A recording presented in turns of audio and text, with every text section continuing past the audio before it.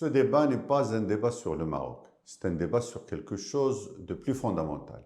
Est-ce que le football africain est gouverné par des règles ou par des réactions émotionnelles?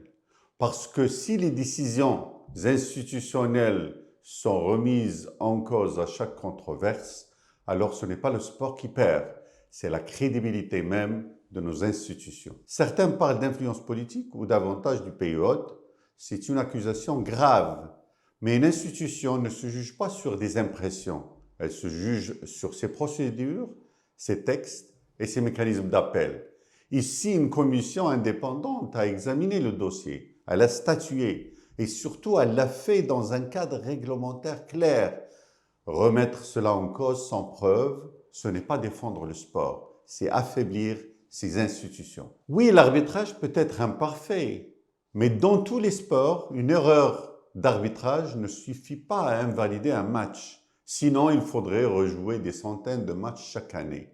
La question n'est pas le match était-il parfait? La question est les règles prévoient-elles son annulation?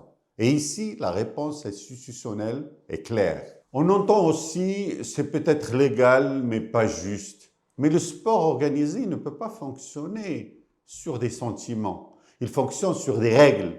Si chacun redéfinit la justice selon son émotion, alors il n'y a plus de compétition, seulement des perceptions. Enfin, certains voient dans cette décision une faiblesse de la CAF. C'est l'inverse. Le fait qu'il y ait des recours, des commissions, des décisions motivées, c'est précisément ce qui construit la crédibilité institutionnelle.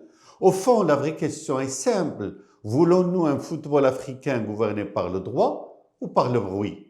Parce que si les règles ne sont respectées que lorsqu'elles nous arrangent, alors ce ne sont pas les résultats qui sont en jeu, c'est l'avenir même de nos institutions.